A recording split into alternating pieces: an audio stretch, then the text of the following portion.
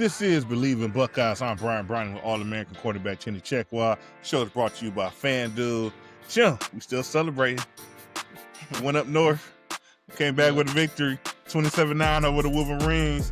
I see you still got the gold pants on. What's going on? Still got the gold pants on, man. It feels good. You know, we kind of took for granted after about a decade of beating Michigan over and over again. It feels great to be able to get back to this position. And I just got to congratulate the guys, the coaches, the team, and being able to, because this is a year-long process. This is not just the week of the game, man. How you approach the season, how you approach each and every game in order to build up to this point. I thought their approach all season was, I wouldn't say flawless, but it was as close to flawless as you can get. And it showed, that preparation showed clearly in this game. So yeah, I'm excited for them, man. I'm pumped up. Yeah, no, for sure, man. I mean, it's just been a while, right? It's funny, like we had a whole class come and go from Ohio State that did not receive any gold pants. And obviously, 4 in a row is a lot, right? And then, then we had to throw in the 5th year where essentially, the game got canceled due to the COVID. Everything was weird that year, but, Michigan, they weren't having their best season. We still had, still was rolling along. And essentially they kind of backed out that game. But then from there, they made some changes. They made some changes to the program, right? They started adding several things. Some of it legal, some of it illegal to the program, and things went their way. Then they actually built a good team. I don't want to take that away from them. They actually built a decent team, and we end up losing, I would say, one legit game there, and then the last year's game was just a head scratcher, right? Lose that game, complete head scratcher, and now it just kind of shows the growth of Coach Day, because a lot of times Coach Day has had a lot of success, right? He wins a lot of games in season, national champion and Big Ten champion every year. All these things he has won and accomplished, but he still hasn't quite figured out how to take care of things in this rivalry game. So I just know he just felt that sense of relief. You kind of seen him in the post game, kind of had to cut it short, getting kind of emotional after the game, just feeling really good and well doing, just due to the team going out there and just execute, right? We put a plan together that should work. We're going to call this plan. We need you guys to go out there, execute it, live in the moment, and then just be physical, man. Like, don't go out there and think because of whatever situation, the record or, what you're seeing on film, you got to believe that it doesn't matter. And I think they went out there with that mindset and really punched Michigan in the face in a legit way. And they just really, really could not handle it. And from there, they just went on to get beat up for the rest of the evening. Yeah, and they understood that it was a 60-minute fight. The thing that happened last year, and there was every game is its own game, right? There's a lot of different things that happen in each game, but the similarities between this season and last season. Early on, Michigan having some success offensively.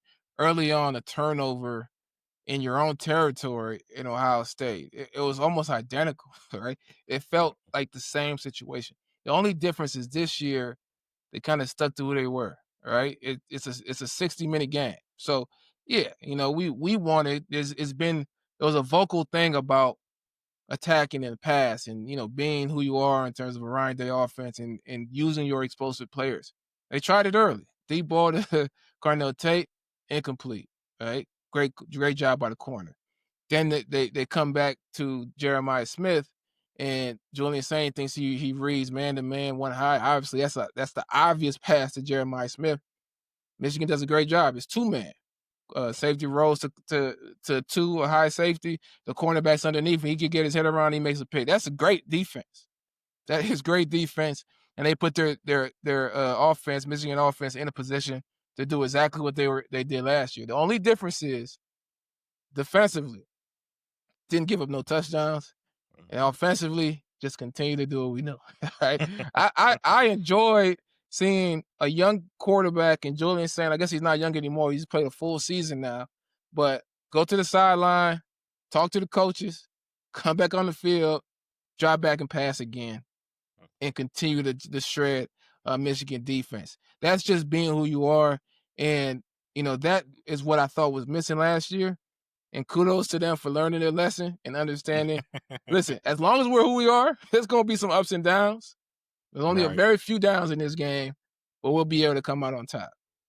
Yeah, no, right. And I think that kind of just speaks to, like you say, that's the growth of the team, the growth of the program, and the Coach Day. Like, hey, let's not panic. Let's stick to what we do. We've been doing it well all year. We're going to keep doing it and kind of take things in our favor from there. All right, listen, winter is here. And in my house, Chim, that means one thing for sure. Someone is going to get a runny nose. Facts. I'm handing out tissues like game day towels, bro. And that's why my whole family is covered by Bleav vitamins. Yeah, Bleav keeps everybody's immune system ready, even that one kid who thinks their sleeves are the napkins, for real. Hey, man, don't talk about my son like that. Hey, I didn't name any names, man. But look, as a former Buckeye and NFL guys, we know how to prepare for tough matchups, and winter germs are no different. So we take it on as a team. If you want your family to stay healthy this winter, get on the Bleav plan. And because you're part of our Buckeye family, use the code TEAMFAMILY for 25% off your entire order. Got to take care of your squad. Stay healthy, stay winning, and go Bucks. I wanted to kind of hit on the rushing battle. As you say, like, the game started off how the game started off, but we really kind of got rolling once we start running the ball, and Bo Jackson started to kind of hit on some chunk plays there. We kind of was able to continue to do that until we was able to catch up and hit on some of those pass plays for touchdowns. It's been a lot. Coach Day himself has even been speaking about it, even the past couple of years. And we talk about it on this show because, like, you get to the Michigan game, you want to win the rushing battle. If you win the rushing battle, the team that win the rushing battle tends to win this game. I think last year things kind of got a little haywire, and us attempting to try to win that rushing battle by going with an approach that probably wasn't the strength of our team. It's saying that matter. But this game, we go out there and we win the rushing battle 186 to 100 yards. In the second half, Michigan only has -8 rushing yards. So we killed them, right? We basically double them up when it comes to rushing. But how did we double them up when it came to rushing, right? We said we got our offense started with the rushing, then we hit chunk plays and we got a lead.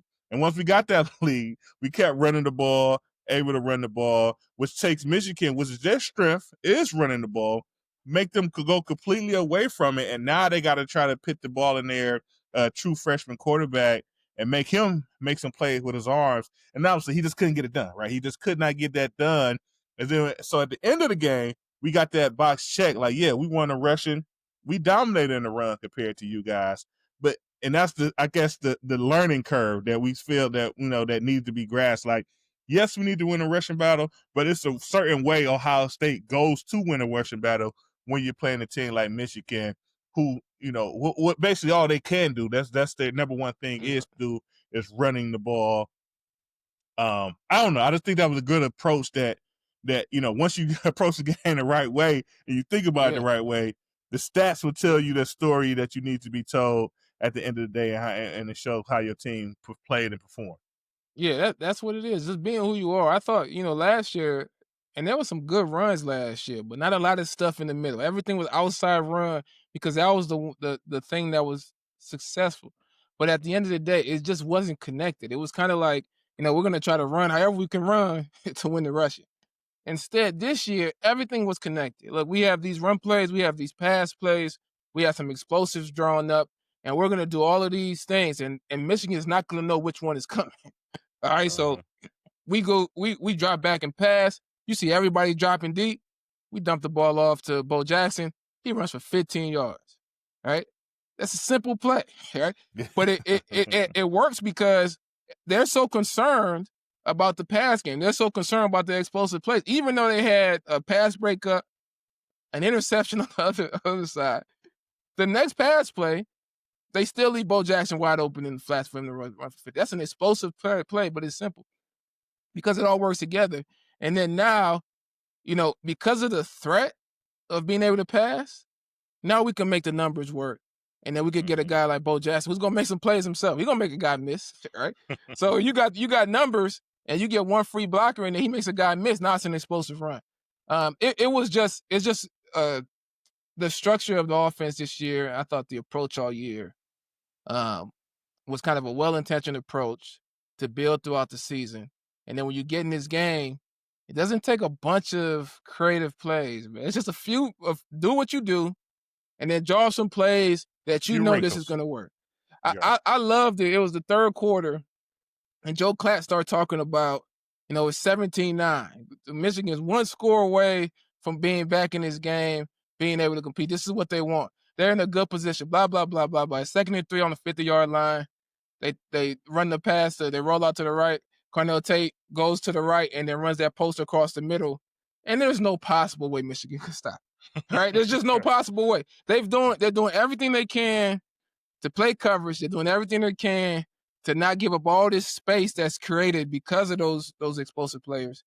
And then they just call the perfect play, roll out right, get Cornell Tate, who is just an amazing receiver, to run across the defense. And now the game's out of hand.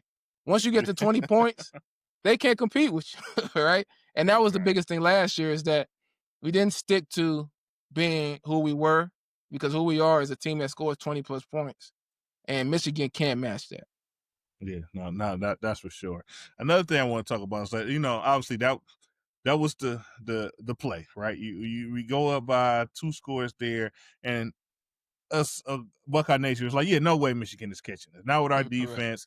It's just kind of out of hand from there.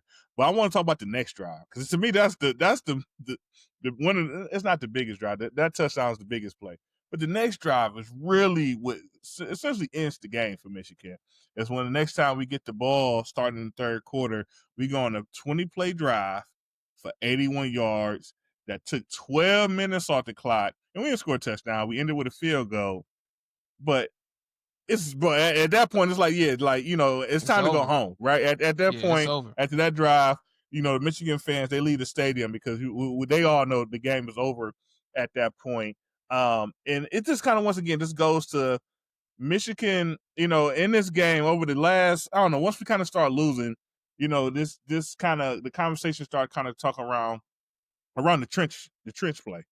And that Michigan O-line is the best offensive line in the nation. They have all Yeah. these stats with their running backs. If you see them, they're by far the best offensive line in the country. And I kind of said before, when we kind of start really breaking down this show, like, back when I used to play, we as offensive line always felt we was a better unit than whatever Michigan brought to the team. So for whatever happened in between there, where the conversation kind of turns that it's just known that Michigan got the better trench play over Ohio State, never really set right with me. But I think that's one thing that definitely went right, and we righted the ship when it came to the game on Saturday. It's just our play in the trenches. Our offensive line versus their defensive line, we beat them up the whole day. Our tight ends are Yep. knocking people around. Our offensive line is knocking people down. I think Coach Day said after the game, we had 45 knockdowns as an offensive unit, which is a ton.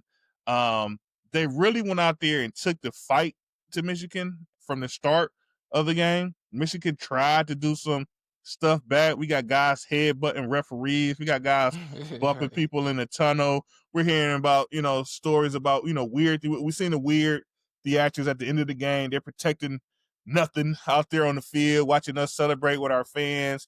And then they get to the story of guys waiting in a tunnel for Ohio State to leave the field to try to create some more mischief there, and have to be escorted out by the police, the Michigan unit, get them into the locker room, because they wasn't up for the physicality in Yeah, they between lost the that battle. lines before the whistle blew. They was all about the physicality after the whistle blew, and trying to, I don't know, pump themselves up. Yeah, they I don't know. They guess to make yeah, themselves yeah. I feel mean, better about the that's what situation. it is, man. That's what it is. They lost the battle, right? They lost the battle on the field. And it's just one of those things where they had nothing for Ohio State, right? It got to a point, the lead became bigger than, what Michigan knows that they can really compete with. The pressure was on them to actually get stops. And at that point, as a defense, this is just how it is. When you got to get a stop, it's first down. First down. First down. First down. It wears on you physically, but it also wears on you mentally. Because now you're like, man, we can't stop them. 4 yards on first down on the run is too much. 8 yards the next play is too much. And you mentally you wear down. So what happened is they lost. They lost the fight Yeah. on the field. So naturally, they want to win another fight, right? They want to pick a fight after the game to win because I mean that's what it is, man. Like you get in this game, it's cold, it's snowing, right? You go out there, you pour your heart out there, a lot of emotion, and you lose. So Mhm. now you want another fight. At least let me let me release some of this emotional stress by fight. The best picture is when Ohio State is celebrating with the group of fans. They're sitting on the wall celebrating with the fans. And you see Michigan lined up trying to protect trying to, trying to they're, protect the logo. they're Michigan trying to is protect those little black bees that's on the they're literally looking up. I know in those situations, I never lost to Michigan, but I know in those situations, in a cold game after you lost, it was emotional. You want to get into the locker room. You want to get in the showers. You want to get out of there. You want to go home. You want to rest. Because when you lose in those games, you feel the cold. You feel the injuries, the little nagging injury you had all year. You can feel everything, like the pain. All that stuff is present. So you want to get out.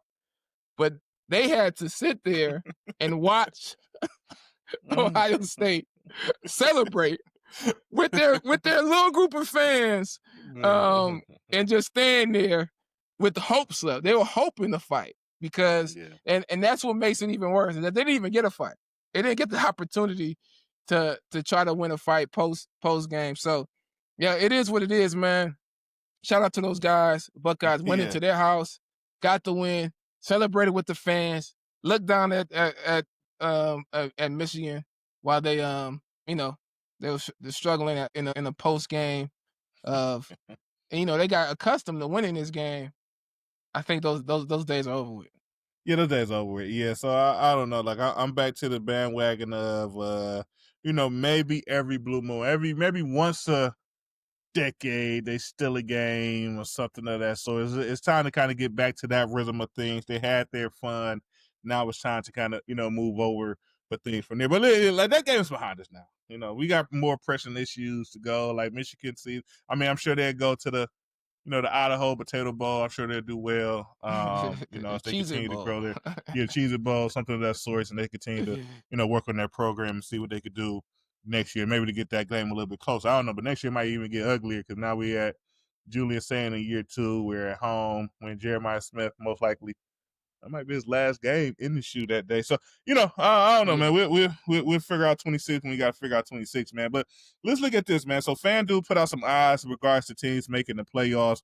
Right now, Ohio State is, I don't know, they almost got them as a sure in as a minus 145. Behind them is Indiana at plus 160, Georgia, Oregon, Texas Tech from there. And also they have Ohio State is currently the favorites to win the national championship. But I guess first thing first is we have that Big Ten championship game coming up against Indiana. Some team could argue. I mean, if you're looking at resumes, you could say that Yeah. Indiana's, maybe done enough to actually be the number one team in the nation. Obviously, we've been in the whole year. We've been playing well enough not to get jumped. Us Buckeye fans, we really don't care. But it's just number one, number two undefeated teams in the Big Ten championship. Obviously, we know how the game went last year against Indiana. We beat them pretty good. We kind of Yeah. showboated a little bit afterwards. I guess first off, what's your quick thoughts on that? Do you care?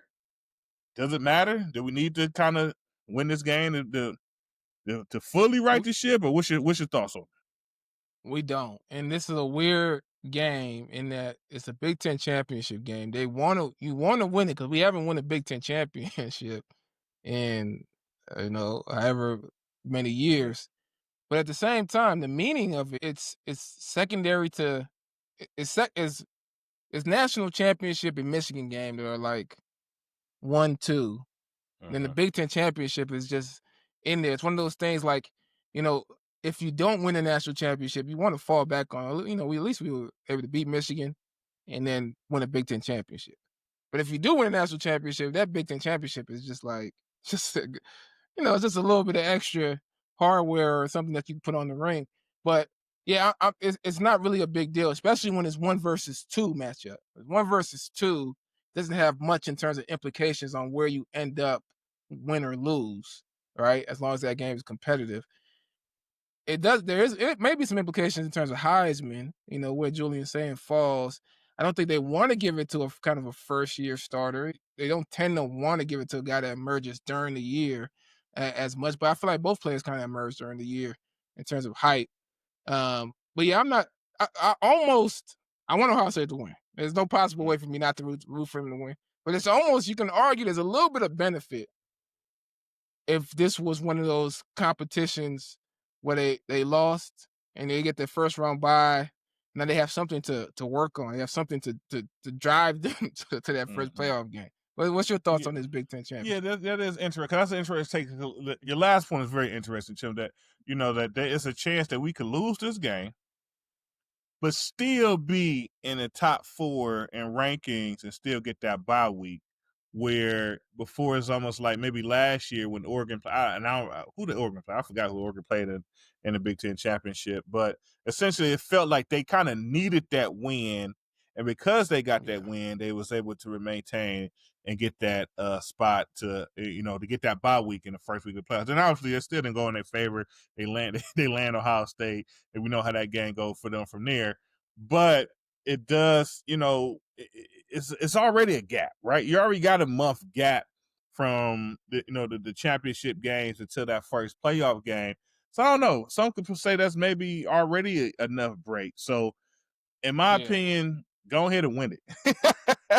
right, Go yeah, ahead yeah, and win it just because it is nice to have something to say, some things to have as a coaching point. But I feel like this team right now is the number 1 team in the nation. They have been proving it all season, starting off with Texas, and that's how they basically played and maintained, and essentially when it come down to it was really no threat of losing any game this season.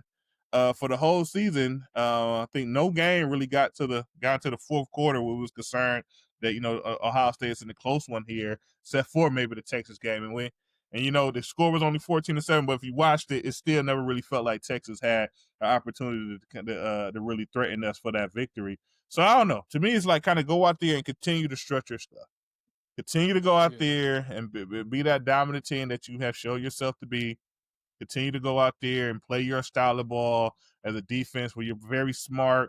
You're challenging guys up front. You basically play in a way that basically say like, hey, you guys just literally don't have the people to beat us offensively, and we challenge you up front and we dominate in that fashion. And then on the offensive side of the ball, I feel like we really in a status where we kind of just take what we could get. We run the ball here just so we can make you do something with your safety. Then once you do something with your safety, we hit you over top for big plays with our big number 1 and number 2 wide receivers and JJ and Carnell Tate. And I just want to kind of continue that, continue to stay sharp. I hear what you're saying, having some coaching point, having some fire. We know what that fire did to us for us last year after we lost to Michigan. But this year, I think is better for this team just to kind of maintain their dominance so they could just stay confident in who they are and what they could do once they kind of get on the field and then lock in. Because I feel like we have the leadership with Caleb Downs defensively, with Jeremiah Smith offensively to just to keep the goal and lock yeah. in and hold together this bunch, with the win here in the Big Ten championship to kind of continue to go on another run at being national champions. Yeah, the goal is gonna be how do you manage that layoff post Big Ten championship? That's the biggest thing that's gonna be a challenge for the coaches, well, for the most part, and the leaders on the team. In terms of playing against Indiana, Ohio State has the same advantage this year that they had last year. I think Indiana's team is a little bit better than last year, or maybe a Yeah, lot better than last year. But their still, quarterback play seems to be better. I would say, yeah. it seems to be better. I thought Rourke was pretty good at quarterback. I think Mendoza is an upgrade. But the advantage that Ohio State has is probably the same advantage they have over all the teams, is that explosive passing game with 2 explosive receivers on the outside. And for Indiana specifically, who doesn't isn't truly capable of playing much man to man. They like almost have to be in zone. Where Notre Dame can I mean, they have the guys where they could play man, maybe get a little help inside at times, a little help over the top, sometimes no help, and they can hold up versus one of those two players. Michigan even, at times can have a guy playing man to man, and based on how the safety is sliding here or there, they may get some help here or there, but they could make some plays. Indiana, they have a really good corner in D'Angelo Pons, a little bit undersized, but that the guy on the end, the other side, I don't think they're confident enough in him and his ability to play man, and it just creates so much space. Like trying to stay on top of those two guys creates so much space versus Indiana. So it's going to be interesting what their scheme is against Ohio State, really trying to stop this offense because last year there was so much space, curl routes, over routes, dig routes. It was like a ton of space for those guys to make plays. So I just think it's a bad matchup for Indiana. I think they're a great team. I don't think it's a great matchup, but we'll see how this thing Yeah, plays out. we'll see. We'll see. And you'll think that if Julian Sayin goes out there, throw for 300, 3 touchdowns, maybe Mendoza doesn't have his best game, that may be the high moment and he get denied in New York, but we'll see. But real quick, man, before we wrap up the show, man, I wanted to kind of get into this because this is I don't know, man. We obviously we have championship games this weekends, and the committee will make their picks on Sunday, and we'll know who going to the playoffs. Chim, this is a weird one, but is the ACC gonna miss the playoffs, man? Let me just break this down for you real quick. Right now, in their ACC championship game, you got number 18 ranked Virginia, and they're playing Duke, who's 7-5. So you look at the conference, Virginia's clearly number 1. They should be in this game. The ranking is the ranking, whatever. But after that, you have like 5 teams in the conference that are 6-2. All these teams are ranked in the AP poll, been ranked in the college playoff poll. Duke is sitting there at 7-5. Obviously, they shouldn't make the playoffs. I understand they lost to some good teams, they shouldn't make the playoffs. You're 7-5. But now they pop up in the ACC championship. If they win this game, the ACC is probably going to miss the playoffs, right? I mean, this is crazy. They're going to miss the playoffs. The SEC they're battling two things. They're the little brother at the ESPN with the ESPN TV deal, right? So ESPN is going to pop up the SEC, and they're going to almost shame the ACC, right? So even when they do well, Miami beat Notre Dame, all right? Notre Dame has its own TV network that it has to deal with. SEC has their network, and then Miami doesn't get no love. They don't even have a big enough alumni base to really talk their talk. So from a marketing standpoint, they're limited. And then that tiebreaker is weird. It's interesting because the tiebreaker goes to the team that has the basically the highest strength of schedule within the conference. So based on who they played, what their record are, what the teams that they played against, what their records are, that's who gets the nod. So Duke, who hasn't beaten any of those other teams, so there's a tiebreaker. All of these teams have at least beaten one of the other teams. Duke is the only team that hasn't beaten any of them. But because they are tied with 2 losses and they've played against the teams collectively that have kind of are the best. They have the best record against the teams within the conference, which is why they haven't beat anybody. Right. Because so literally them losing to Virginia is the nod. Them losing to Virginia is their nod to get them to the championship. It makes no sense. It's the SEC approach to ranking. Quality loss over actually winning games. Quality loss. I just heard everybody campaigning for Texas to be in because they lost to Ohio State. They said, look, Ohio State beat Texas. That's why they have a 3rd loss. So they should be in because they lost to Ohio State. They didn't bring up the fact that they lost to Florida. Only that they lost to Ohio State. It's tough, man. I think the overall view of the conference hurts them because, Alabama did lose to Florida State, who's at the bottom of the ACC, and we just completely forget about the loss. Miami beat Notre Dame, who's in the top 10, and we just forget about the win. And it's just, the ACC is just not viewed favorably, and that hurts them overall as a conference. Man, that's rough. That is It rough, is. man. But it is rough. It is what it is, man. Sucks for those guys, man. But hey, man, the Buckeyes look like we're sure is in the playoffs. Win or lose, come on Saturday. But like I say, I think we want that title. I think we want to prove that we're the number one team in the nation going to this thing, maintain that confidence, and that's where we're at. But after that game takes place, we definitely be bringing you guys the breakdown. Follow us on our pages on YouTube, Spotify, Apple. Send us a comment. Ask us a question. We love it.